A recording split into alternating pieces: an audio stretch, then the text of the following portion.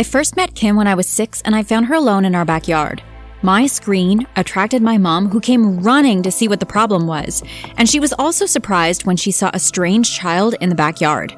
She didn't understand what was happening until a few seconds later when a large sweaty man ran into our backyard. The strange child laughed as soon as she saw him, and he picked her up and held her in his arms. He apologized profusely, and then we realized that he was her father. It seemed like she had slipped away when no one was looking and had somehow found her way into our backyard. The man was a new neighbor who had just moved in a week ago and was still getting used to the neighborhood. That was how I met Kim, or at least that's how I remember it, although Kim swears it happened in a whole different way. Within a year, Amanda, Freya, and Clara had moved into the neighborhood too, and pretty soon we all became friends, bonded by our mutual likeness for causing mischief. We were inseparable in the years that followed, and we all had just turned 20. Out of all of us in the group, I was the most attractive and desirable because of my model-like features that included my thin waist, tall height, and slim, long legs. Kim was the richest and the most spoiled, as she always got whatever she wanted because her parents could afford it. There was a boy who lived around. He was not part of our group, but we all knew him, and he knew us too. His name was Fika, and he was a tall, athletic-looking guy. He was handsome too, and one day Kim confessed to us that she had a crush on him. We all teased her about it, and she made us promise not to tell anyone. I was on my way to Kim's house one day when I saw Fika coming in the opposite direction. It seemed like he was coming towards me. I smiled at him and waved, expecting him to walk past me when he stopped right in front of me. Hey, Pen. Hey, Fika. Do you have a moment, please? It depends. What do you want to talk about? I asked, hesitantly. I want to talk about you. Oh, really? What about me? He hesitated, and I saw him fidgeting with his hands in his pockets. It seemed like he was sweating too, which was a bit strange, as it was a very cold day and he was in a hoodie. He paused for a while, and I was beginning to grow impatient with him when he finally spoke up. Pen, I just want to let you know that I like you and I'd like you to be my girlfriend, he said as he avoided my gaze. What did you say? I was shocked out of my mind, but just before he could talk, I cut him off and rejected him on the spot. I told him that it was never going to happen, and I told him not to ever ask me out again. I walked off, still feeling freaked out. How could he like me? Didn't he know that Kim had a massive crush on him, and I could never date him because of that? I wasn't ready to ruin my friendship with Kim because of a guy I barely knew. Although I told Fika not to disturb me again, I found him almost everywhere I went. It was like he always knew my whereabouts, no matter how hard I tried to hide from him. At some point, I wondered if he was tracking me. How come he always found me so easily? He always brought me gifts whenever he saw me, gifts ranging from cards to chocolates, and one time, he even brought a huge teddy bear, but I instantly rejected all of it, and continued to avoid him whenever I could. One day, Kim, who was almost always the mastermind of most of our mischief adventures, suddenly came up with a random plan. She said that she had caught my neighbor, Mr. Longhair, cheating on his wife, and that he had offered to bribe her by offering to let her take his Jaguar out for a ride. The 5 of us were all together when she told us. Really? When did this happen? I asked, curious. Oh, a couple of days ago. I was walking by this house when I saw a strange car parked in his driveway. I knew it didn't belong to his wife, so I decided to snoop a little. One of these days, your snooping is gonna get you in trouble. Maybe, but today, it got us a ride in a sweet Jaguar, Kim said, smiling mischievously. So we all get to ride in the car? Freya asked. Of course, we can all take turns driving it. It's gonna be legendary. So when are we gonna get to drive the car? He said that tomorrow would be okay, anytime from 9 p.m. So we decided that, since my house was closest to Mr. Longhair's and he knew me, I was going to be the one to collect the car keys from him and was to drive the car to a particular junction where the others would be waiting for me and we could begin our joyride.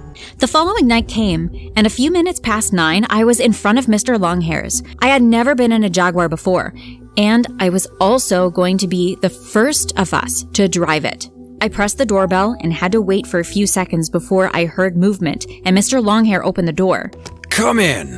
He invited me to come in, and as soon as I did, I felt 2 strong hands grab me into a hug, and before I knew it, I felt a kiss on my face. It took me a while to realize that it was Mr. Longhair that did it, and as soon as I regained my senses, I landed him 2 quick successive slaps after I succeeded in pushing him off. He threw the car keys at me and he ran off into a room in the house. What a weirdo! Click the subscribe button and drop a like in this video if you know you're not a weirdo. I grabbed the keys and walked out of his house, still annoyed. I got into his car and drove off to meet my friends at the agreed location, but no one was there, and after waiting for a long time, I picked up the phone to call Kim, but her phone was switched off. I tried Freya, and thankfully she picked up. But she informed me that Kim told her that the plan was called off because Mr. Longhair had already confessed to his wife. After the call, I began to feel uneasy. Something was wrong. As soon as I stepped out of the car, I was suddenly surrounded on all sides by policemen and was promptly arrested. They opened the boot of the car and found all sorts of stolen items in it, and I was charged for car theft and possession of stolen items. I was given 5 years in prison, and while serving my time, the only person that regularly came to visit was Fika. One day, he showed me a newspaper article about me, showing pictures of Mr. Longhair kissing me. They had written all sorts of unbelievable and untrue things about me, which made me cry. I told Fika everything that had happened, and he believed me. He also suggested that Kim must have been behind it all along, which I agreed with.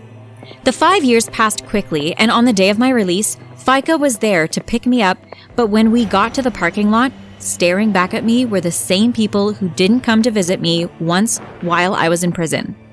As soon as Kim saw Fika, she went into a rage, screaming at him and inadvertently confessing all she had done, while also yelling at me that I deserved everything that she did to me since I was dating Fika. I looked at my other friends and was surprised when they didn't seem shocked at the revelation. They had found out a while ago, but Kim threatened them to keep quiet about it. They said they felt guilty about it, so they couldn't visit me while I was in prison. I just stood there, shocked and unable to move. I was shocked that my friends, who I had grown up with and had known all of these years, would do something like this to me. A few minutes passed before I calmed down and quietly told them to leave. "You should all leave." But, Clara started to speak, but I cut her off. "I said leave, and I never want to see any one of you ever again. You all disgust me. If you could treat a friend like this, I pity each and every one of you because you're all friends to each other too." You aren't my friend. You never were. Friends don't steal each other's man. It was then that Fika spoke up. I'm not your man, Kim. I never was, and I never will be. As soon as Kim heard this, she let out another scream and they got into their car and drove off angrily. Unbeknownst to me, while we were out in the opening having this conversation, some security guards who were nearby had heard this exchange, and using their testimony, I was able to clear my name before Kim was able to bribe or threaten them, as well as implicate Kim and Mr. Longhair for what they had done. Mr. Longhair and Kim were then arrested and were required to pay a huge amount of money as bail. They were also handed jail sentences corresponding to the gravity and weight of their offense, and all through the trial and sentencing, Kim showed no remorse for her actions or any remorse for setting her friend up because of stupid jealousy. Amanda, Freya, and Clara were also arrested, but they were handed suspended sentences because they initially had no idea about what Kim had done. Throughout this traumatic ordeal, Fika and I grew closer, and I began to see him for who he was. He was kind, honest, and understanding. He had been the only one who had been with me throughout, even when my friends had abandoned me. It did not take long before we began to date, and after much talk and deliberation, we decided to travel to a foreign country and start afresh there. We wanted to start a new life. We finally settled in a country, and we had lived there for about 5 years when one day we were on one of its exotic beaches. I was under a beach umbrella, lying on my belly and enjoying a good book, and Fika, who was now my husband, had gone to get us some drinks when I felt a tap on my back and a voice following it. Excuse me, miss. Can I talk to you? The voice said. "Yes," I replied, turning to face the person, and as soon as my eyes saw him, I screamed at the top of my voice. It was Mr. Longhair! What was he doing here? How did he find me? My scream alerted Fika, and in a flash, he was by my side. As soon as he saw Mr. Longhair, he moved towards him menacingly with his fists tightly clenched, but he soon stopped quickly. This was not Mr. Longhair as we first thought, but his first son, who was almost a spitting image of him, albeit younger. He apologized for startling me, and Fika unclenched his fists. He then explained to us that his dad was somewhere on the beach and had spotted us, but was hesitant to approach us as he didn't know how he'd react. So he sent his son to us instead.